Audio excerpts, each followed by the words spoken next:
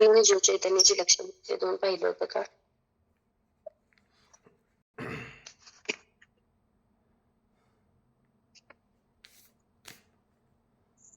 जीव चैतन्याचा विस्तार करायचं बाकी आहे. कुठंच चैतन्य आपलं सांगून झालेलं आहे नाही का.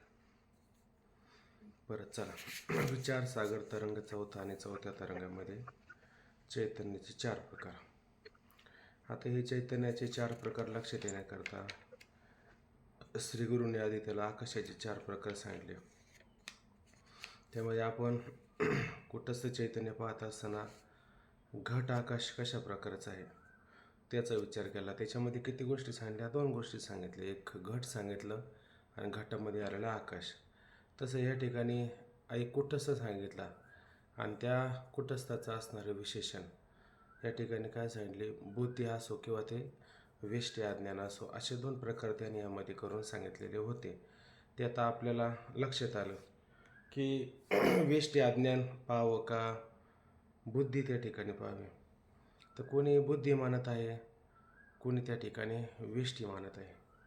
तर त्या बुद्धी उपाती लागली किंवा बुद्धी विशेषण झालं किंवा वेष्टी त्या ठिकाणी विशेषण झालं तर वेष्टी अधिष्ठान चैतन्य म्हणावं, त्याला कुटस्थ म्हणायचं, किंवा बुद्धी अधिष्ठान चैतन्य त्याला कुटस्थ असं त्या ठिकाणी म्हणायचं. असे कुटस्थाचा आपण विचार करून झाला. आता कुटस्थ चैतन्य झाल्याच्या नंतर तेच कुटस्थ आणि त्या बुद्धीमध्ये पडलेलं किंवा त्या वेष्टी अज्ञानामध्ये पडलेलं त्याचं काय? प्रतिबिंब, त्याचा आभास, त्याचा चिदाभास, त्याचा प्रकाश किंवा त्याला फल असं म्हटलं तरी चालेल. एवढे त्याला पर्यायी शब्द आहेत. म्हणून आता त्याच्यामध्ये काय फक्त वाढवलं आपण, त्याच्यामध्ये आता फक्त एक वाढवलं, प्रतिबिंब मांडलं. जसे आपण 2 मागच्या वेळेस काय त्याचं नाव होतं, एक अंतःकरणाची वृत्ती चैतन्याला संकुचित करते, त्याला कोणता वाद म्हटला जातो ओंकार महाराज? अवच्छेदवाद आहे का नाही? एक अवच्छेदवाद म्हटला जातो. फक्त अंतःकरणाची वृत्ती काय करते? चैतन्याला संकुचित करते, तो झाला अवच्छेदवाद. आणि दुसरा कोणता वाद आहे? आभासवाद आहे का नाही? मग तो एक आभासवाद आणि एक अवच्छेदवाद. त्याच्यामध्ये ते काय नाही काय मांडलेलं आहे की वृत्ती फक्त संकुचित करते. आता बुद्धीनं किंवा वेष्टी अज्ञानाने त्याला संकुचित केलं, परंतु त्याच्यामध्ये प्रकाश किंवा प्रतिबिंब किंवा आभास म्हणा किंवा त्याचं फल असं म्हणा ते मात्र मांडलेलं नसतं. म्हणून तो झाला फक्त एक कुटस्थ चैतन्याचा विचार. आता जीव चैतन्याचा विचार करत असताना अंतःकरण किंवा बुद्धी किंवा वेष्टी अज्ञान आणि त्या वेष्टी अज्ञानामध्ये त्या असणाऱ्या कुटस्थ चैतन्याचं पडलेलं प्रतिबिंब म्हणजे ते आभासास येत असणारं प्रतिबिंब त्याला चिदाभास असं म्हटलं जातं. तो चिदाभास म्हणजेच काय? जीव असं लक्षात घ्यायचं. जीव चैतन्याचे लक्षण वर सांगितलेले. कुटस्थ चैतन्य आणि अनंत जन्माच्या वासना किंवा संस्कार कर्माचे संस्कार ज्या बुद्धीत किंवा अंतःकरणात किंवा वेष्टी अज्ञानात असं म्हटलं तरी चालेल का? अंतःकरणात म्हणा, बुद्धीत म्हणा किंवा वेष्टी अज्ञानात म्हणा असं म्हटलं तरी चालू शकतं ना. म्हणजे जे संस्कार तुमचे साठवलेले आहेत, राहिलेले आहेत, म्हणजेच काय की जसं आपण पाहतो स्थूल शरीर पाहतो, सूक्ष्म शरीर पाहतो, त्या असणाऱ्या सूक्ष्म शरीरामध्ये किती संस्कार असतात? सारे संस्कार साठलेले असतात. त्याला सूक्ष्म शरीर काय म्हटलं आणि त्याला अज्ञान काय म्हटलं, काय फरक पडतो का? त्याच्यामध्ये काय? या सगळ्या अनंत जन्माच्या वासना आणि वासनाने त्या कर्माचे संस्कार सुद्धा त्याच्यामध्ये साठलेले असतात. बरोबर की नाही?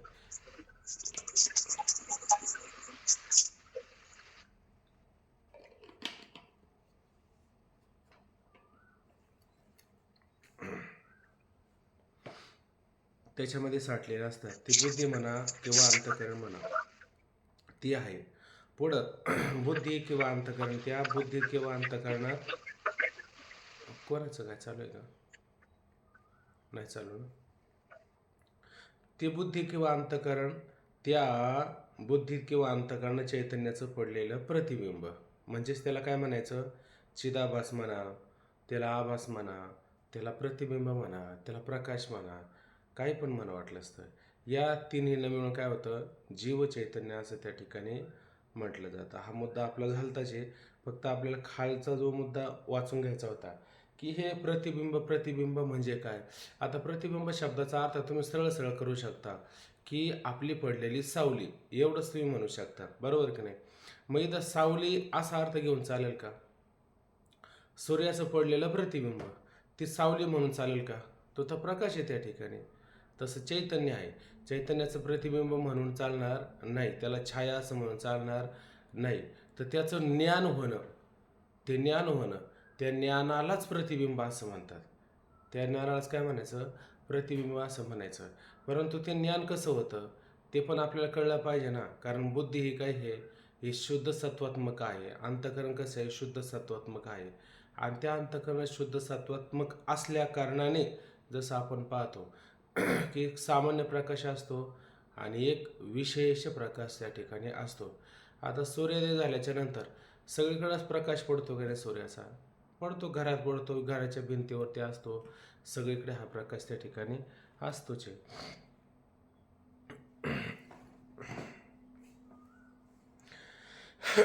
हा, मग त्याच्यामध्ये एक सामान्य प्रकाश आणि एक विशेष अशा प्रकारचा प्रकाश, या दोन गोष्टींचा विचार करायचा. म्हणजे कसा विचार करायचा की त्या विचारानं आपल्याला हा विचार लक्षात येईल की घरामध्ये सामान्य प्रकाश पडल्याच्या नंतर त्या भिंतीमध्ये काय कुठं अग्नी वगैरे काही तयार होतो का? भिंती जवळ लागतात का? किंवा घरामध्ये काही कापडं वगैरे असतील ते जळतात का सामान्य प्रकाशाने? जळत नाही. मग आता असं लक्षात घ्या की ते सूर्याचे किरण आहे, त्या सूर्यकिरणाच्या वरती आपण जर एखादी काय म्हणतो त्याला आपण, तुम्ही बिंब म्हटलं ना, बिंब असं ते काय, बिंग बिंग बिंग बिंग बिंग असं म्हटलं तर ते बिंग लावलं तर किरणं सूर्याची तीच असतात, ऐक नाही. पण ते सूर्याची किरणं काय होतात, आता पसरून नाही, आता एकवट होतात, एकवटतात त्या ठिकाणी. आणि नंतर सहजपणे काहीतरी त्या ठिकाणी काहीतरी जाळलं जाऊ शकतं. किंवा घरामध्ये एक प्रकाश आहे पण त्याच्यामध्ये एक विशेष प्रकारचा एक प्रकाश तयार होत असतो, ते पण आपण त्या ठिकाणी पाहिलं. मग एक सामान्य प्रकाश असतो, म्हणजे जो चैतन्य सगळीकडे असतो त्याचा सामान्य प्रकाश, आणि तेच अंतःकरणामध्ये पडलं तर तेच काय होतं, त्याचा विशेष प्रकार. ते विशेष प्रकार म्हणजे ते कुटस्थाचा विशेष प्रकार म्हणजे कोण झाला, कुटस्थ, बुद्धी आणि बुद्धीमध्ये पडलेला प्रकाश, या तिन्हीला त्या ठिकाणी जीव असं असं म्हटलं जातं, आहे का नाही. म्हणून तो विशेष प्रकार काय आहे त्याचा विचार करू. परंतु काल आपण नुसतं सरळ सरळ वाचून गेलो, आता थोडं बारकाईनं म्हणजे ग्रंथात पहा, झोपू नका, फक्त सावध होऊन ग्रंथामध्ये पहा. जर लक्षात नाही जरी आलं तर तुम्ही विचार का हे लक्षात आलं नाही, आहे का नाही. यामध्ये फक्त आभास असंच जीव म्हणत नाहीत. नुसतं तुम्ही तो आभास, प्रतिबिंब, सावली असं जर म्हटलं तर त्याला जीव असं म्हटलं जाईल का? याला जीव असं म्हटलं जात नाही. कारण जीवाची व्याख्या करताना किती गोष्टींचा विचार केला आपण? 3 गोष्टींचा का 2च गोष्टींचा विचार केला नक्की? पहा तीन गोष्टी. त्याच्यामध्ये एक विशेष आलं, एक विशेषण आलं, विशेष आणि विशेष एकत्र राहून विशिष्ट तयार झालं. तसं विशेषण आणि विशिष्ट हे 3 गोष्टीला जीव असं म्हटलं जातं. नुसतं प्रतिबिंब म्हणून जीव आहे असं जीव म्हणून चालेल का? तर जीव म्हणून चालणार नाही. तर त्याच्यामध्ये यामध्ये फक्त आभासाचाच जीव म्हणत नाही. ज्याप्रमाणे घटाकाशासहित, आहे की नाही, घटाच्या आश्रयावर काय आकाश, आहे की नाही. कारण आकाशाला घटात आलेला आकाश आहे, त्याला काही वेगळा आश्रय आहे का? नाही. मग घट आहे मुळात पहिली गोष्ट आकाशातच आहे का? आकाशाहून वेगळा आहे घट? आकाशातच आहे घट, आहे की नाही. आणि घटात पण आकाश आहे का नाही? घटात पण आकाश आहे. आकाश केवढं आहे घटामध्ये? किती मोठं आकाश असेल घटात? जेवढं घटामध्ये त्याची म्हणजे आकार त्याचा, तेवढं त्याच्यामध्ये आकाश. म्हणजे जेवढा घट आहे का नाही, जेवढा घट आहे घटामध्ये जेवढे अवकाश पोकळे असेल तेवढंच आकाश मानायचं, आहे का नाही. आकाश आहे का नाही. मग पाणी किती बसेल, जेवढा अवकाश आहे तेवढंच पाणी त्याच्यामध्ये बसू शकतं, इथं जास्त पाणी मात्र बसू शकत नाही. म्हणून घटाकाशासहित आकाश प्रतिबिंब जलाकाश म्हणतात, आहे का नाही. आणि त्याच्यामध्ये तुम्ही ओतलं समजा पाणी, तर पाण्यामध्ये पण आकाशाचंच प्रतिबिंब पडणार का नाही. आकाशाचं प्रतिबिंब पडणार. आता याच्यावरती विचार करायला गेलो तर पुष्कळ वेगवेगळ्या प्रकारचा विचार होऊ शकतो, पण तो विचार आता सध्या लक्षात न घेता पुढे आपण त्याचा भरपूर विचार करणार आहे. म्हणून ज्याप्रमाणे घटाकाशासहित आकाश प्रतिबिंबाच जलाकाश म्हणतात. लक्षात आलेली व्याख्या आपल्याला.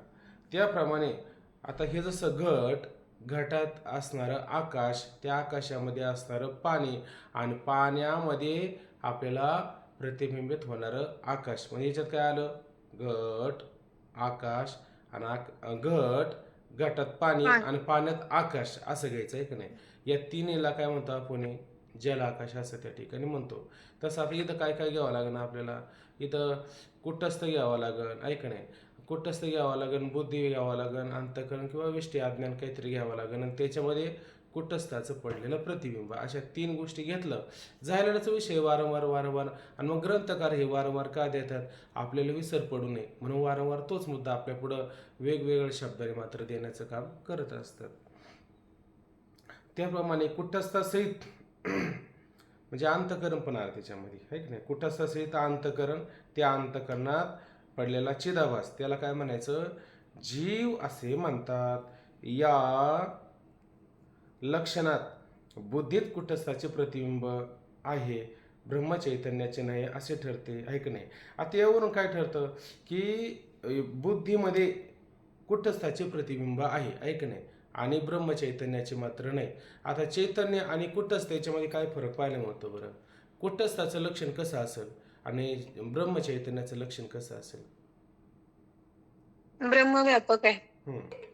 कुटस्थ अंतःकरणाने संकुचित केलेला भाग आहे, तेवढाच कुटस्थ. आहे का नाही. कुट आणि स्थ, कुट म्हणजे मिथ्या, खोटं, आणि त्याच्यामध्ये असणारा तो भाग, तो काही तेवढाच आहे का?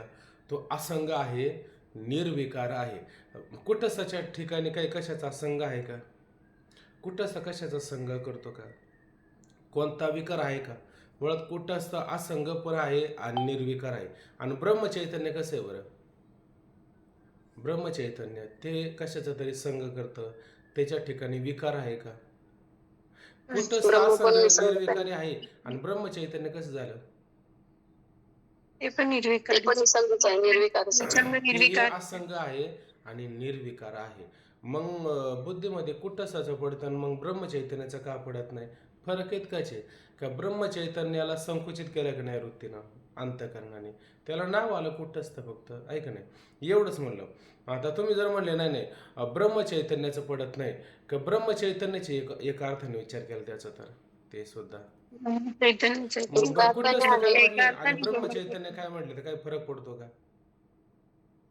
कुटस्थाचं म्हणण्यापेक्षा ब्रह्मचैतन्याचं पडलं तरी म्हणू शकता ना, पडलं, ऐक नाही, असं म्हणलं काय हरकत नाही. फक्त उपाधीमुळे फक्त कुटस्थ म्हटलं ना त्याला. एवढंच फरक आहे ना, आहे ते एकच आहे ना.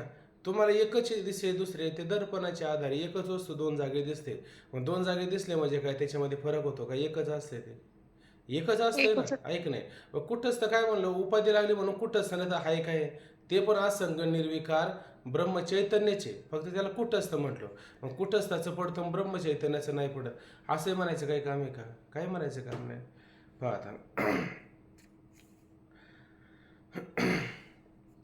या लक्षणात बुद्धीत कुटस्थाचे प्रतिबिंब आहे, ब्रह्मचैतन्याचे नाही असे ठरते. कारण बिंबरूप कुटस्थ सांगितलं आहे, ऐक नाही. बिंबरूप कोण सांगितलेलं आहे? कुटस्थ त्या ठिकाणी सांगितलेलं आहे, आणि उपाधीच्या सापेक्ष सांगितलेलं आहे. पाण्यात जसे सूर्याचे, आता हे फार महत्वाचं घ्या बरं का, पाण्यात जसे सूर्याचे किंवा आरशात जसे मुखाचे प्रतिबिंब होते, ऐक नाही. आता जसं पाण्यात जसं सूर्य आणि पाण्यात किती अंतर आहे बरं? सूर्य आणि पाण्यात किती अंतर आहे? आणि सूर्याचं पाण्यामध्ये प्रतिबिंब पडतं, ते समोरून पडतं का वरून पडतं? वरून पडतं. आणि आरशात मुखाचं हे समोरून पडतं का वरून पडतं? समोरून. ऐक नाही, काही समोरून प्रतिबिंब पडू शकतं, काहींचं वरून प्रतिबिंब पडू शकतं, आहे का नाही. काहींचं कोण्या बाजूने पडू शकतं, ऐक नाही. असे म्हणजे आपल्याला याच्यातून काय समजून घ्यायचं की ती सावली कशी पडते, ते प्रतिबिंब कसं पडतं, कशी छाया असते, असे का आपण अंदाज घेऊ शकतो की नाही. तसं कुटस्थाचं कसं पडतं याचा काय अंदाज घेता येईल का तुम्हाला? अहो त्याच्यात काही आकार, काही गुण, काही स्वरूप, काही वर्णन, काही करता आलं असतं. करता येतं का तसं? दिसतं का? हां. मग आता समजा अग्नीची दाहकता आहे का नाही? अग्नी गरम आहे का नाही? उष्ण आहे का नाही? त्याची दाहकता तुम्हाला दिसते का? अग्नीची दाहकता नाही दिसत आहे का नाही? एखादी समजा वस्तू पार वगैरे गरम झालेली, ती लाल नाही. मग लाल नसेल तर हात लावून बघा गरम आहे का नाही? म्हणजे त्याचं प्रतिबिंब आहेच का नाही त्याच्यामध्ये, मानावं लागेल का नाही? हां. म्हणजे जसं हे तर्क, अनुमान आहे का नाही, निश्चय करूनच करावं लागते का नाही, तसं तुम्ही म्हणा ना, हे प्रतिबिंब कसं पडतं? जसं सूर्याचं खाली पाण्यात पडतं, वरून खाली पडतं, आरशाचं समोरून पडतं बाबा, हे कसं पडतं नक्की प्रतिबिंब? असं आपल्याला काय होतो, संशय संभ्रम होत असतो. तो दूर करायचा आपल्याला. जसं पाण्यात सूर्याचे किंवा आरशात जसे मुखाचे प्रतिबिंब होते, त्याप्रमाणे बुद्धीपासून काही उंचीवर किंवा बुद्धीच्या समोर कुटस्थ असून त्याचे प्रतिबिंब पडते, असं ह्या प्रकरणातील प्रतिबिंब शब्दाचा अभिप्राय नाही. तुम्ही म्हणाल सूर्य जसं पाण्यात पडलं की नाही, मुखात जसं आरशात पडलं की नाही, असं काहीतरी तिथं मानायचं. तर तसं आहे का? बुद्धीत कुटस्थाचं पडलं, बुद्धी कुणीकडे येईल? कशी बरं सांगा आता बुद्धी? व तिला काही आकार वगैरे आहे का बुद्धीला? तुम्ही म्हणाल मेंदू वगैरे नाही आहे का नाही? ते बुद्धी शब्दाचा अर्थ काय? अंतकरण घ्यायचं. आणि अंतकरण कुठे? जसं शरीर आहे तसं अंतकरण आहे का नाही? मग आता त्या अंतकरणामध्ये कुठून कुठून कसं कसं प्रतिबिंब पडन बरं कुठंच त्याचं सांगता येईल का आपल्याला? बरं असं उदाहरण घ्या की स्फटिक आहे का नाही, स्फटिक. आणि त्या स्फटिक आहे ना, खाली तुम्ही समजा जास्वंदाचं फूल ठेवलं आणि त्याच्यावरती स्फटिक म्हणे ठेवला, तर त्याचं प्रतिबिंब आपल्याला त्याच्यात कसं पाहायला मिळतं बरं? प्रतिबिंब कसंच पाहायला मिळत नाही. तर जास्वंद कसं तसं पाहायला भेटत नाही. उलट संपूर्ण स्फटिक काय होतो, लाल होत असतो. स्फटिक लाल आहे का त्या ठिकाणी? स्फटिक लाल नाही आहे का नाही? मग ते जास्वंदाचं लाल असणारं जास्वंदाचं लालपाना म्हणजे तांबडेपाना संपूर्ण स्फटिकामध्ये पाहायला मिळतो का नाही? संपूर्ण स्फटिकामध्ये तो पाहायला मिळतो. तर संपूर्ण स्फटिकात पाहायला मिळतो, तेच जणू काय त्याचं काय आहे? प्रतिबिंब आहे अशा अर्थाने घ्यायचं आहे का नाही? असंच अर्थाने घ्यावं लागेल ना आपल्याला. खाली पहा. त्याप्रमाणे बुद्धीपासून काही उंचीवर किंवा बुद्धीच्या समोर कुटस्थ असून त्याचे प्रतिबिंब आहे की नाही बुद्धीत पडते, असा ह्या प्रकरणातील प्रतिबिंब शब्दाचा प्रतिबिंब म्हणजे सावली, छाया, असा फल, असा अभिप्राय नाही. म्हणजे अभिप्राय नाही, तात्पर्य नाही, हे म्हणण्याचं तात्पर्य नाही. तर उदाहरण देऊन सांगतात, ज्याप्रमाणे लाल रंगाच्या फुलावर स्फटिक ठेवला आहे की नाही, स्फटिक कुठे ठेवला? लाल रंगाचं जास्वंदाचं आहे की नाही फुल होतं, आणि त्या फुलाच्या वरती काय ठेवलेलं आहे? स्फटिक ठेवलेला आहे की नाही? आता फुल किती धरायचं, स्फटिक केवढं ठेवायचं बरं? केवढं स्फटिक ठेवायचा? फुलापेक्षा मोठा ठेवायचा का छोटा ठेवायचा? कुठंच बुद्धीचा छोटा विचार केला तर ठेवायला. हम्म? छोटा ठेवायचं. हम्म. आणि फुल मोठं येते, आणि ते मोठ्या फुलामध्ये काय ठेवला? स्फटिक ठेवला. तर स्फटिक ठेवल्याच्या नंतर मग तो स्फटिक तुम्हाला कोणत्या बाजूने वेगळा वाटतो, किंवा त्याच्यामध्ये तांबडेपणा आला नाही असं दिसतंय का? आता आपण काय जपकुसुमाचा दृष्टांत पाहिला, लगेच काय पुढं काचेचा मणी घेतला, स्फटिक मणी घेतला आणि लगेच गुलाबाचं फुल ठेवलं, हे समोर नाही आपल्या. परंतु ह्या शब्दाची शक्ती तयार झाली का नाही? ह्या शब्दाच्या शक्तीनं आपण तसा प्रवास करून आपण डोळ्यासमोर ते उदाहरण आणून आपल्याला आपला अनुमान अंदाज घेता येतो आहे की नाही? त्या पद्धतीनं ज्याप्रमाणे लाल रंगाच्या फुलावर स्फटिक ठेवला असता त्या स्फटिकामध्ये फुलाचा तांबडेपणा दिसून येतो. तो स्फटिकातील तांबडेपणा फुलाचे प्रतिबिंब आहे. तो तांबडेपणा आला की नाही त्याच्यामध्ये, म्हणजेच त्याचं काय पडलेलं आहे त्याच्यामध्ये? ते प्रतिबिंब पडलेलं आहे असा अर्थ होतो. आता समजा पाण्यामध्ये मीठ मिसळलं बरं का नाही का, पण पाण्यामध्ये मीठ मिसळलं, पाण्याचा खारटपणा हेच मिठाचं प्रतिबिंब आहे का नाही? पाण्याचा खारटपणा हेच मिठाचं प्रतिबिंब, असा पण आपण विचार करू शकतो का नाही? असं पण विचार करू शकतो. लाडूमध्ये साखर आहे पण दिसत तर नाहीये, पण गोड लागती, म्हणजेच साखरेचं प्रतिबिंब लाडूत आलं का नाही? म्हणजे साखरेचं प्रतिबिंब लाडूमध्ये आलं, असं सरळ सरळ विचार होऊ शकतो का नाही? त्याचप्रमाणे कुटस्थाच्या आश्रयावर असणारी जी बुद्धी किंवा अंतकरण त्यात कुटस्थाची प्रकाशता आहे की नाही. आता बघा त्याचप्रमाणे अगदी कुटस्थाच्या आश्रयावर असणारी बुद्धी, बुद्धी कशी आहे त्या ठिकाणी कल्पित आहे ऐक नाही, मिथ्या आहे, कल्पित आहे ऐक नाही. जसं तुम्ही आता ओय म्हणताय की नाही की त्या बुद्धीनं त्या परमात्म्याला जाणलं जातं, परंतु त्या परमात्म्याला त्या बुद्धीनं जाणलं जात नाही एका अर्थाने विचार केला तर. का? कारण बुद्धी कशाचं कार्य आहे? मायाचं कार्य आहे. ती माया कशी आहे? सातावून आलं विलक्षण अनिर्वचनीय आहे, परंतु ती माया कशाच्या आश्रित आहे? ती कशाच्या आश्रयावर राहते? आज्ञा ब्रह्माच्या. ब्रह्मचैतन्याच्या आश्रयावर राहतं आहे का नाही. आणि कुठंच तर काय ब्रह्मचैतन्याचे का नाही, आणि त्याच्या आश्रयावर काय राहील बरं आता? बुद्धी राहील का नाही? अहो त्याच्या आश्रयावरच बुद्धी राहील ना. अशा माना हल्ल्या तरी कळतं ना मला, तुमच्या माना हल्ल्या तरी कळतं, त्याच्या आश्रयावर आहे ना, का नाही. मग कुटस्थाच्या आश्रयावर काय आहे? बुद्धी आहे, अंतकरण आहे, वेष्टी अज्ञान आहे असं म्हणा.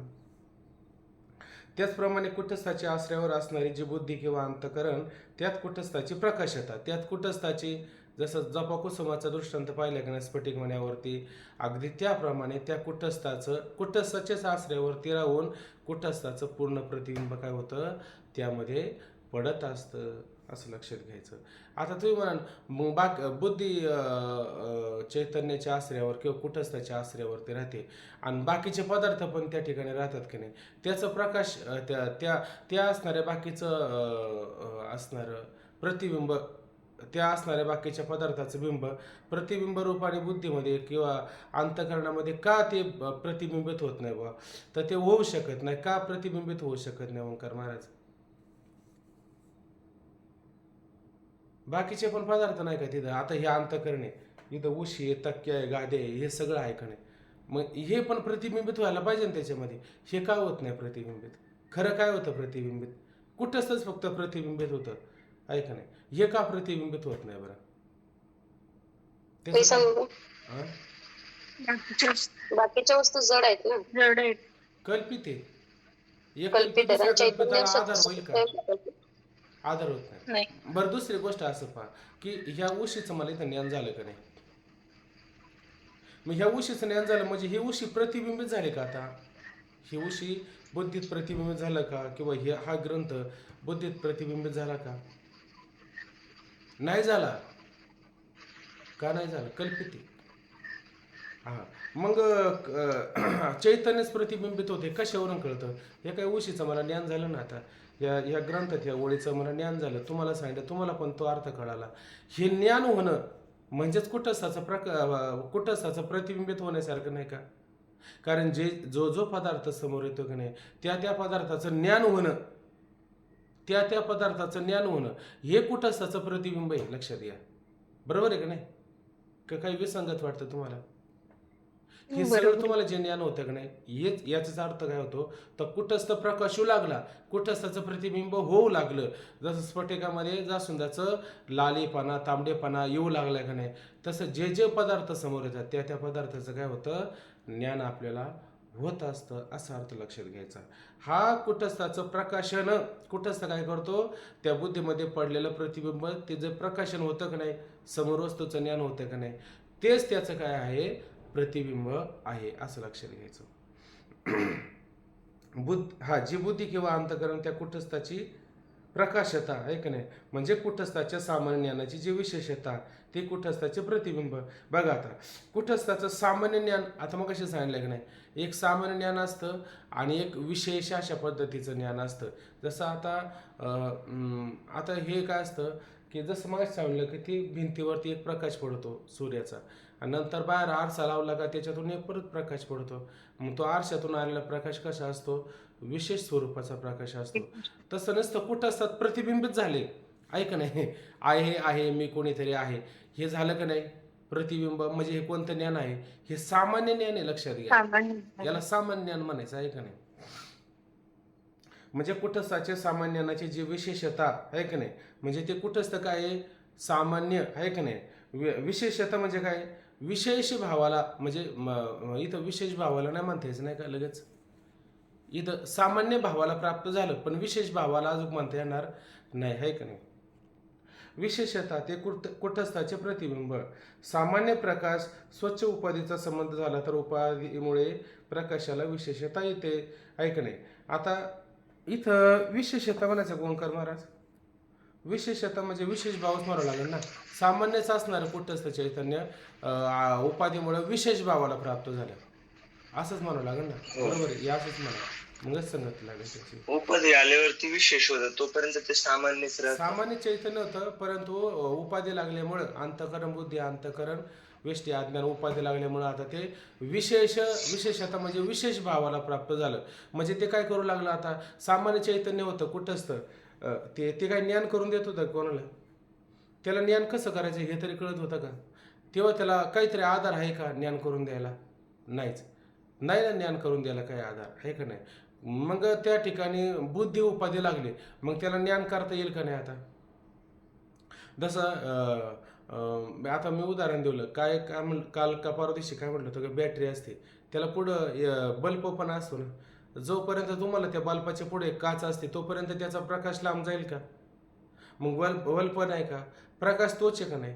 मग तो प्रकाश इतक्या दूर का जातो? तर दूर जाण्याचं कारण त्याच्या समोर काय आहे?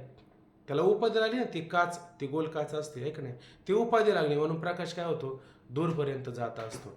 म्हणजेच त्या प्रकाशाची, त्या काचेमुळे त्या प्रकाशाला विशेषता किंवा त्या काचेमुळे त्या बल्बाच्या प्रकाशाला विशेष भाव प्राप्त झाला की नाही? विशेष भाव असा प्राप्त झाला. म्हणजे कुटस्थाच्या सामान्य ज्ञानाची विशेषता किंवा विशेष भाव ते कुटस्थाचे प्रतिबिंब. विशेष भाव म्हणजेच प्रतिबिंब असं लक्षात घ्या. सामान्य प्रकाश स्वच्छ उपाधीचा संबंध झाला तरच उपाधीमुळे प्रकाशाला विशेषता येते. ऐक नाही. सामान्य प्रकाशास आता उदाहरण देऊन सांगितलं तुम्ही, बॅटरी आणि बल्ब बॅटरी ती पुढची काच, असं हे छोट्या छोट्या शब्दामध्ये ना असं हे लिहून ठेवायचं. म्हणजे आता बहुतेक लोक विचारतात की आम्हाला आता समजा पुढं हा ग्रंथ सांगायचा, मग सांगायचं ना, तर तुम्ही असं लगेच लिहून टाकायचं. आता आम्ही पाठ ऐकायचं ना, तर पाठ ऐकायला काही आळंदीला काही जाऊन नाही बसलो, तर जे समोर ऐकायचं आणि लगेच त्याच्यावरती काय करायचं, लिहून ठेवायचं. म्हणजे ते मुद्दे समोर जरी आले तर आपल्या त्याच्यावरती विचार लक्षात येतो करायला. आता मग अशी उदाहरण देऊन सांगितलं का पाण्यामध्ये मिठाची खारटता, हेच मिठाचं प्रतिबिंब, लाडू, साखर, या अशी उदाहरणं कधी कधी मनातून अशी आठवली का लगेच लिहून काढायची. म्हणजे ते लक्षात येऊन जातं आपल्या. म्हणजे कुटस्थाच्या सामान्य ज्ञानाची जी विशेषता ते कुटस्थाचे प्रतिबिंब. सामान्य प्रकाशात स्वच्छ उपाधीचा संबंध झाला तरच उपाधीमुळे प्रकाशाला विशेषता येते. याची प्रतीती दिव्यावर काचेची नळी ठेवली असता सर्वच येते. ऐक नाही, दिवा आहे आणि त्याच्यावरती काय ठेवली? काचेची नळी. आता म्हणजे हे कशासाठी सांगितलं, तर जसं एक दिवा लावला आणि त्याच्यामध्ये काच नळी, म्हणजे कोणती? कंदील समजा. कंदील असं गोलच असतो ना नळीसारखा, आहे का नाही? ती काचेची नळी ठेवली तर तो कंदील तसा प्रकाश म्हणला का तो उगाच मिनमिनता प्रकाश असतो थोडा. आणि ते जेव्हा वरून त्याच्यावरती काचाचा नळी ठेवली जाते, काच ठेवली जाते, अख्ख्या घराला तो प्रकाश करतो का नाही? अख्ख्या घराला ते. किंवा त्याच्यात मागं एक गॅसबत्ती निघली होती, आहे का नाही? ती गॅसबत्ती त्याच्यावरती त्या अशा काचा लावायच्या, अशा गोल गोल गोल गोल त्याच्यामध्ये सपाटपट्टीसारख्याच काचा असायच्या. जेव्हा त्याच्यावरती त्या लावल्या जायच्या तेव्हा अख्ख्या घरात म्हणण्यापेक्षा पूर्वी कीर्तन करायच्या ना, तर कीर्तनामध्ये सुद्धा ह्या गॅसबत्ती असायच्या. जुन्या मंडळीला माहिती असेल की जुन्या मंडळीला हे माहिती का, घरामध्ये आपलं कीर्तनामध्ये त्या गॅसबत्त्या काय करायच्या? कसं त्याचा प्रकाश पाहिला तो एवढा प्रकाश, पण ते काच लावली का अख्ख्या कीर्तनामध्ये तो बाबा आणि ते सगळं त्या ठिकाणी काय दिसायचं. याची स्वच्छ उपाधीचा संबंध झाला तर उपाधीमुळे प्रकाशाला विशेषता येते. याची प्रतीती दिव्यावर काचेची नळी ठेवली असता सर्वांस येते. त्याप्रमाणे बुद्धी किंवा अंतःकरण हे अपंचीकृत पंचमहाभूताच्या सत्वगुणाचे कार्य आहे. त्याप्रमाणे आता बुद्धी म्हणा किंवा अंतःकरण म्हणा, ते हे काय? अपंचीकृत. म्हणजे शब्दाने काय विचार करायचा? नेहमी आपण सांगतो असतो नाही. म्हणजे नाही. आणि पंचीकृत म्हणजे काय? पंचीकरण म्हणजे काय? मिक्स होणार, एकत्र होणार. हा, मिक्स होणं, एकत्र होणं, मिसळणं. ऐका नाही, हा शब्द आहे ना, हा शब्द त्या ठिकाणी आला. महाराज माईक चालू राहील तुमचं, संभाजी महाराज. हा, तर याच्यामध्ये काय लक्षात घ्यायचं की मिसळणं, आहे का नाही? हा, मग मिसळलं त्याला माझं पंचकरण आहे का नाही, पंचकृत पंचकरण असं म्हटलं जातं. पण इथं अपंचकृत दिलं का नाही म्हणजे अजून मिसळलेलं नाही आहे का नाही, मिसळलेलं नाही. मग त्याच्यातला काय आहे, त्याच्यातला जो मुख्य भाग आहे तो अजून एकत्र झालेला आहे का नाही. जर सगळा भाग एकत्र झाला तर मग जमणार नाही, पण मात्र त्याच्यातला चांगला शेष महत्त्वाचा जो भाग आहे तो एक भाग एकत्र येऊन काय तयार झालेलं असतं, मिसळण्याच्या आधी अंतकरण तयार होतं. लक्षात घ्या, काय होतं, अंतकरण तयार होत असतं. आणि एक अंतकरण झालं का अंतकरणामध्ये काय आहे, अनेक जन्माचे कर्माच्या वासना संस्कार असतात की नाही त्याच्यामध्ये. आणि मग ते कर्माच्या वासना संस्कार मग बाकीच्या भूतांचं काय होतात, पंचकरण होतं. आणि हा देह त्या ठिकाणी काय होत असतो, तयार होत असतो. पण देहाच्या आधी काय झालेलं असतं, शुद्ध सत्वगुणाचं कार्य पंचमहाभूताच्या मिलित सत्वांशापासून. आता इथं कोणता अंश घ्यायचा, इथं मिश्रित नाही, मिलित असणारा जो सत्वांश आहे, जो अर्क आहे, त्या अर्कापासूनच काय होत असतं, अंतकरण किंवा बुद्धी म्हणा असं काहीतरी. जेव्हा आपण पंचकरण ग्रंथ पाहतो ना त्याच्यामध्ये याचा चांगला विस्तार आलेला आहे. त्याप्रमाणे बुद्धी किंवा अंतकरण हे अपंचीकृत पंचमहाभूताच्या सत्वगुणाचे कार्य आहे म्हणून स्वच्छ आहे. यामुळे कुटस्थाच्या ज्ञानाची बुद्धीत किंवा अंतकरणात जी विशेष प्रकाशता तेच कुटस्थाचे प्रतिबिंब, त्यासच आभास म्हणतात आहे का नाही. त्यासच आभास म्हणायचा, नुसता आभास पडला आहे का नाही, प्रतिबिंब पडलं तर त्याला प्रतिबिंब म्हणत नाही, तर त्याला ज्ञान पण झालं पाहिजे. त्याला कळालं पाहिजे की हा ग्रंथ आहे, ही पोथी आहे, हे उशी आहे, हे तक्की आहे, हे गादी आहे, असं ज्ञान पण नको व्हायला का. जर त्याला ज्ञान जर नसेल तर ते विशेषता आहे का मग कुटस्थाची, नाही ना. कुटस्थाची विशेषता म्हणून ते कोण आहे, ते प्रेतवतच आहे. लक्षात घ्या, त्याला प्रेतवत असं म्हटलेलं आहे. त्याच्यामध्ये कुटस्थाची विशेषता नाही. कुटस्थाची विशेषता म्हणजे काय, जसं आता हा दिवा लावलाय का नाही, घरात लाईट आहे का नाही, मग जो येईल त्याला प्रकाशित करतं का नाही, ही लाईट का, ही लाईट म्हणते नाही ना त्याला प्रकाशित करायचं नाही. म्हणजे हे ज्ञान होतं का नाही, जिथं ज्ञान आहे ना त्यालाच काय म्हणायचं, कुटस्थाचं प्रतिबिंब असं म्हणायचं. म्हणून यामुळे कुटस्थाच्या ज्ञानाची बुद्धीत किंवा अंतकरणाची विशेष प्रकाशता तेच कुटस्थाचे प्रतिबिंब व त्यासच आभास असे म्हणतात. कोठे ब्रह्मचैतन्याचं प्रतिबिंब बुद्धीत किंवा अंतकरणात होते असे म्हणतात. शेवटी तुम्हाला मानावंच लागेल. कोठे म्हणण्यापेक्षा तुम्ही सगळीकडे सर्रास जरी म्हटले ते काही दोष येईल का ओंकार महाराज त्याच्यात. कोठे बुद्धीत नाही ते समजून घेऊन बोलावं लागत. हा समजून घ्यायचं फक्त. उपाधीचा त्याग केला का ते कुठंस्थच ब्रह्मचैतन्य आहे का नाही. हा कुठंस्थ ब्रह्मचैतन्याचे म्हणून त्याच्यामध्ये काही दोष पाहायचं काही कारण नाही. कोठे म्हणण्यापेक्षा तुम्ही सर्रास जरी म्हटलं तर काही दोष लागण्याचं कारण नाही. कारण कुठंस्थ जो स्वरूपवान आहे ब्रह्मचैतन्य सुद्धा तेच स्वरूपवान आहे, दोघांमध्ये काही बदल नाही. म्हणून कोठे ब्रह्मचैतन्याचं प्रतिबिंब बुद्धीत किंवा अंतकरणात होते असे म्हणतात. कारण कुटस्थ व ब्रह्म हे स्वरूपाने एकच आहे, याच्यामध्ये काही बदल होत नाही. म्हणून मागच्या वेळेस कुटस्थाचं म्हटलं किंवा ब्रह्मचैतन्याचं म्हटलं तर असं काही नाही, एकच आहे असं लक्षात घ्यायचं. पुढं पाहता आता रूपरहित व्यापक चैतन्याचे प्रतिबिंब घडणार नाही असे कोणी म्हणेल तर रूपरहित शब्दाचे रूपरहित आकाशाच्या ठिकाणी प्रतिबिंब संभवते, हे आकाशाच्या दृष्टांतात सांगितले आहे का नाही. आता कोणी म्हणेल अहो ब्रह्मचैतन्य असंग आहे, निर्विकार आहे, नित्य शुद्ध बुद्ध मुक्त सच्चिदानंद घन आहे, सगळीकडे व्यापक आहे आणि त्याचं प्रतिबिंब कसं पडेल बरं. त्याला काही रूप आहे का, त्याला काही आकार आहे का, बरं त्याला काही नाव तरी आहे का. चैतन्याला काही नाव आहे का, नाव तुम्ही दिले त्याला का नाही. तुम्ही त्याला काय दिले, नाव दिले, त्याला काही नाव आहे का. नावाला यायचं म्हणलं त्याला आकार असला पाहिजे ना. आकारालाच नाव असतं का, बिगर आकाराला नाव कधी असतं. जे आकारात येतं त्याला नाव येत आहे का नाही. नेटवर्क माझं नाही का, आकारालाच नाव असते, आकाराला नाव असते का नाही. नाम रूप संबंधो हा काय ओबी काय म्हणा, नाम रूप संबंधो जाती क्रिया भेदो हा आकाराशी प्रवादो वस्तूशी नाही आहे का नाही. नेहमी ओळी म्हणतो का नाही, नाम रूप संबंधो जाती क्रिया भेदो हा कुठं आकाराशी प्रवादो वस्तूशी नाही, असं हा नियम आहे का नाही. मग तुम्ही म्हणाल त्याला कुठं आता वस्तूशी नाही म्हणजे त्याला नाम नाही, रूप नाही, आकार नाही, काय नाही, मग त्याचं प्रतिबिंब कसं पडेल आहे का नाही? त्याला काही आकार वगैरे असला तर उलट आकाराचं पडत नाही, लक्षात घ्या. कशाचं पडत नाही? आकाराचं पडत नाही. मग कशाचं पडतं? निराकाराचंच पडतं असतं, लक्षात घ्या. आता उदाहरण देऊन सांगितलं का नाही मगाशी उदाहरण देऊन सांगितलं का नाही, अगदी तेच उदाहरण इथं लक्षात घ्यायचं. बरं, आकाशाला काय कुठं नाम रूप वगैरे आहे का? तुम्ही नाव दिलेलं आहे आकाशाला, त्या आकाशाचं प्रतिबिंब पडतं का नाही पडतं? अहो पडतं ना. शब्दाला काय प्रतिबिंब आहे का? तर ते आपण एखाद्या दरीत गेलो, खोल दरीमध्ये गेलो, उंच कड्यावर गेलो, चांगला आवाज जर दिला तर तिथून आपल्याला आपल्या आवाजाचं प्रतिबिंब म्हणजे इको ऐक ना, प्रतिध्वनी आपल्याला ऐकायला मिळतो की नाही? म्हणजे तो आकाशात घुमून परत मागे येतो की नाही? म्हणजे तो शब्द उमटतो की नाही त्या ठिकाणी प्रतिबिंब रूपाने? उमटतो ना, ऐक नाही. म्हणजे नामरूप रहित असणारं जे आकाश आहे तिथं उमटत आहे. तर मग चैतन्याचं का उमटू शकत नाही? चैतन्याचं प्रतिबिंब का होऊ शकत नाही? आणि होतं हे सिद्ध आहे की नाही? ज्या अर्थी तुम्हाला ग्रंथातलं ज्ञान होतं, उशा तक्क्या गादी कळतं, त्या अर्थी त्याचं प्रतिबिंब होतं हे सिद्ध आहे की नाही? हे सिद्धच होतं असं लक्षात घ्यायचं. आता रूपरहित व्यापक चैतन्याचं प्रतिबिंब घडणार नाही असे कोणी म्हणेल तर रूपरहित शब्दाचं रूपरहित आहे की नाही? शब्दाला काही रूप आहे का? शब्दाला कोणतं रूप नाही. आणि आकाशाला कोणतं रूप आहे बरं? आकाश कसं निळ आहे ना?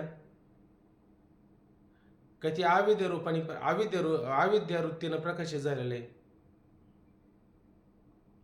अविद्या वृत्तीने प्रकाशित झालेले. प्रकाशित. आणि अविद्या वृत्तीनं जे प्रकाशित होतं ते व्यवहारामध्ये त्याचा बाद होतो का? होतच नाही बाद. बोला बरं. बाद होतो. त्याचा बाद होत आहे का नाही? तसं हे आकाश निळे ते त्याचं व्यवहारात बाद होईल का नाही? बाद होत असतं आहे का नाही? मग त्याला नाव आकाश दिलं, पण नाव आहे का तसं त्याला? कारण त्याला रूपच नाही तर नाव कसं द्यायचं त्या ठिकाणी? मग शब्दाला काय रूप आहे का? शब्दाला कोणतं रूप नाही. आणि आकाशाला कोणतं रूप आहे का? रूप नाही. शब्दालाही नामरूप नाही, आकाशाला नामरूप नाही, तरी नामरूप रहित आकाशात नामरूप शब्दाचं प्रतिबिंब पडतं का नाही? आपल्याला त्याचा अनुभव आहे का नाही? तसं नामरूप रहित असणारे चैतन्याचं प्रतिबिंब बुद्धीत का होऊ शकत नाही? होऊ शकतं.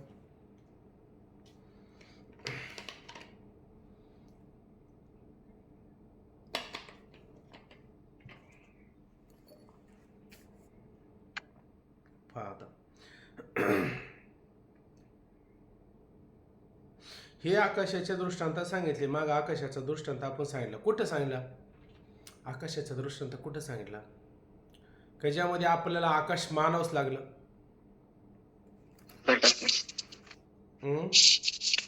जलाकाशाचं लक्षण बघताना. जलाकाशाचं लक्षण सांगत असताना त्याच्यामध्ये नक्षत्रादी प्रतिबिंब नक्षत्र पडतात की नाही त्या पाण्यामध्ये, त्या अर्थी ते खोल गंभीरता येते की नाही पाहिला, त्या अर्थी तुम्हाला आकाश मानावं लागेल. ऐका नाही, नामरूप रहित असणार आकाश.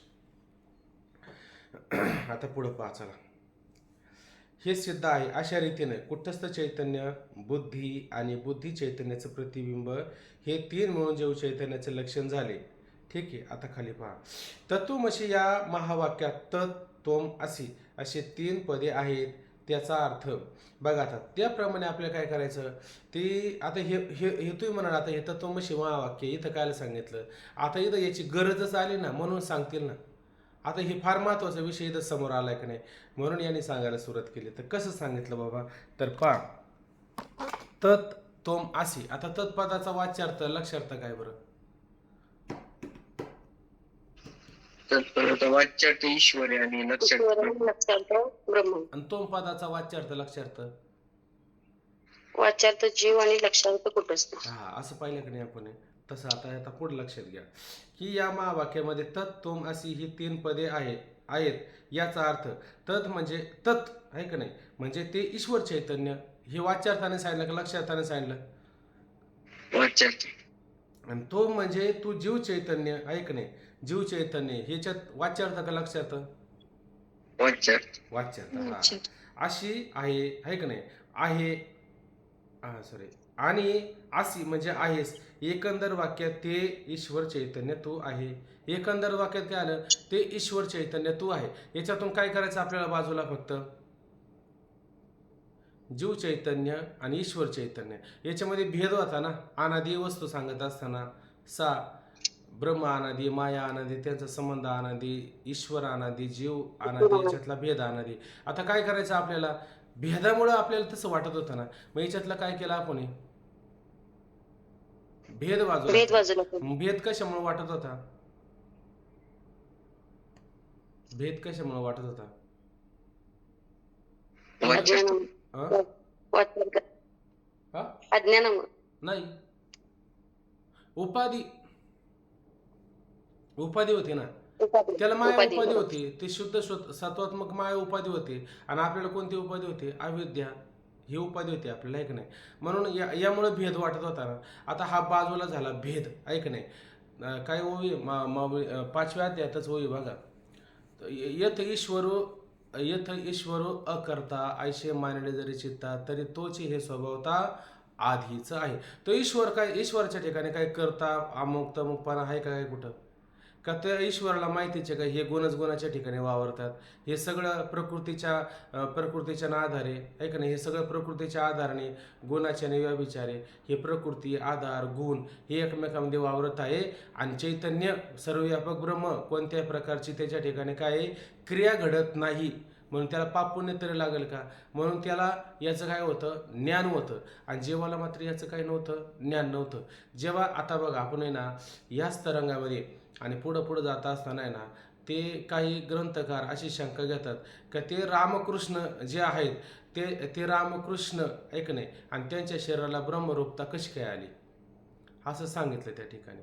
आणि हे सांगताय ना आणि नंतर मग त्याच्या ठिकाणी सर्वज्ञता वगैरे वगैरे असं विचार सांगू आहे ना. विषय असा मध्ये एक आला की ते म्हटले, काय म्हटले का ज्याच्या ठिकाणी ऐक नाही अशा प्रकारचा अज्ञान नाही तर तो ह्या शरीरातच कोण आहे?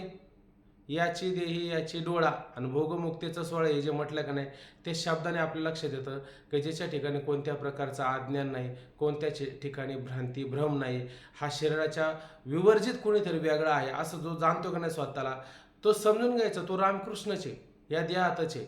या देहापासून तो मात्र वेगळा नाही. या देहातच तो देहाचे परब्रह्म, या देहातच परब्रह्म स्वरूप आहे का नाही? जसं तुम्ही आता रामाला परब्रह्म म्हणता की नाही, पुरुषोत्तम म्हणताय की नाही, तसं आपल्याला सुद्धा पुरुषोत्तम अशी उपाधी लागू शकते.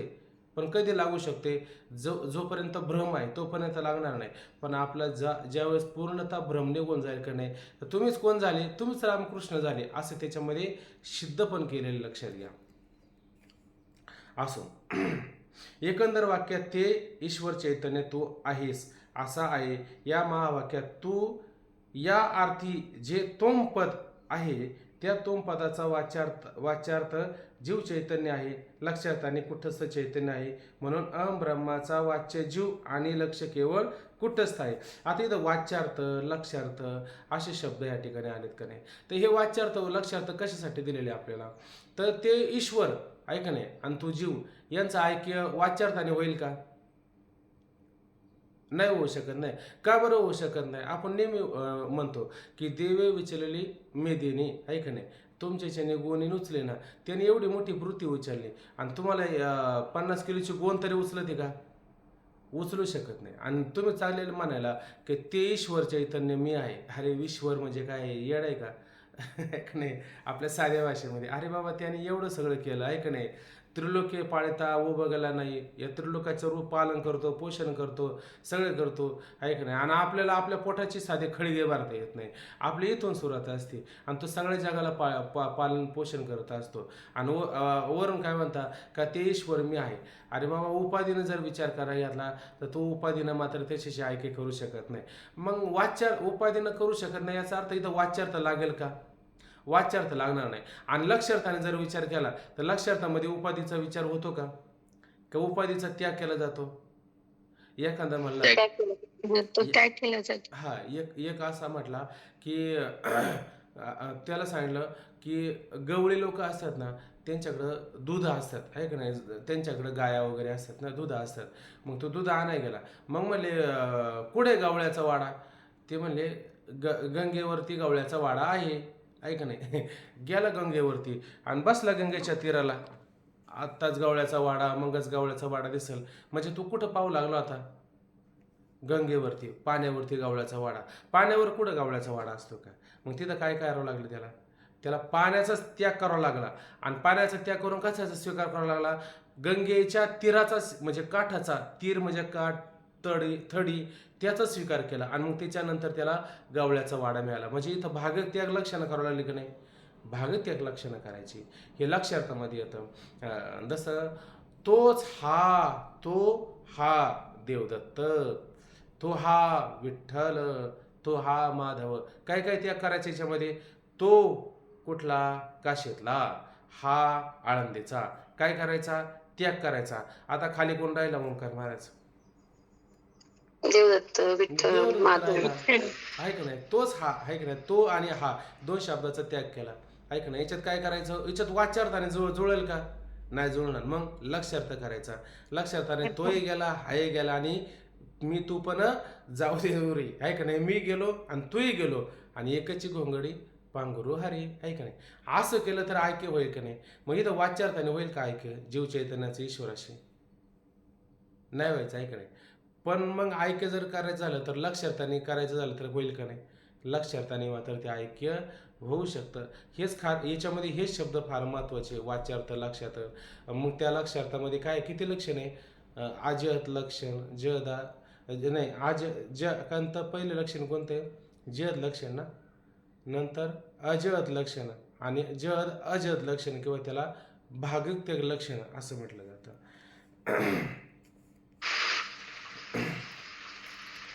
चला आता असं आहे या महावाक्यात तू या अर्थी जे तोमपद आहे की नाही, तोमपद, तत्पद आणि तोमपद. तोमपद काय आहे? तू शब्दाने काय केलेलं आहे त्या ठिकाणी तोमपद शब्द सांगितलेला आहे. त्याच्यात एक वाच्यार्थ आणि लक्षार्थ. वाच्यार्थाने जीव आणि लक्षार्थाने कुटस्थ.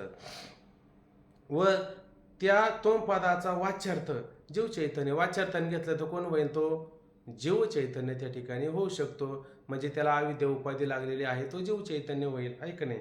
आणि लक्षार्थाने कुठस्थ चैतन्य. कशातला? तोमपदाचा का तत्पदाचा लक्षार्थ कुठस्थ चैतन्य? हा, हे लक्षार्थ कुठस्थ चैतन्य आहे. म्हणून अहम पदाचा, आहे का नाही? अहम, अहम म्हणजे कोण झाला? मी, आहे का नाही? अहम ब्रह्म अस्मी, आहे का नाही? अहम म्हणजे मी, ब्रह्म, ब्रह्म म्हणजे कोण? कुटस्थ चैतन्य. आणि अस्मी म्हणजे कोण आहे? आईचे, आहे का नाही? आता हे कुठपर्यंत म्हणावं त्याने?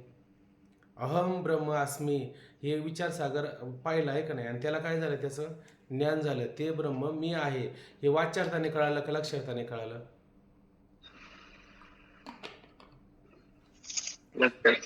लक्षार्थाने कळालं. आणि त्याने काय म्हणायचं इथून पुढं?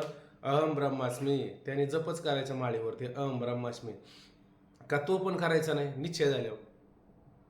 तो नाही करायचा. तो करायचाच नाही, काय की नाही? कारण अहम ब्रह्मास्मी असा जर त्याचं जर माळेवरती नामजप सुरू झाला तर लोक काय म्हणतील? याला काही बरं वाटत नाही, याला डॉक्टरकडे घेऊन चला, आहे का नाही? शारा माणूस तर जरा ज्याला यथार्थ कळालं ना तो तर नक्कीच म्हणेल याला नक्की डॉक्टरकडे न्या, याला बरं वाटत नाही. का बरं तो म्हणा अहो आता मला तर खरं कळलं. तुला हे कळलंच नाही खरं म्हणले का? याचा असा अर्थ होतो, आपण होतं का नाही? नेहमीच उदाहरण मी ते देगलूरकरांचं असं ऐकलं होतं. चैतन्य महाराज ते म्हणायचे ही माझी एक बायको. ते माझ्या लक्षातच राहिलं. ते म्हणले एक म्हणू नको ना, मग ती बायको तुझी राहते का नाही? बरं एक म्हणला, आहे का नाही? तर एक राहते आणि एक नाही म्हणला तर ते अनेक होईल का? एकच होते, एकच होते. मग एक म्हणू नको, नुसता बायको म्हण.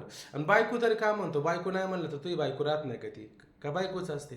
मग एक म्हणू नये आणि बायको म्हणू नये काय? अहम म्हणू नये, अहम म्हणू नको, ब्रह्मास्मी सुद्धा म्हणू नको. का? कारण तू तो हायच आहे ना. का त्याच्यात काही बदल होतो का? त्याच्यात काही बदल नाही.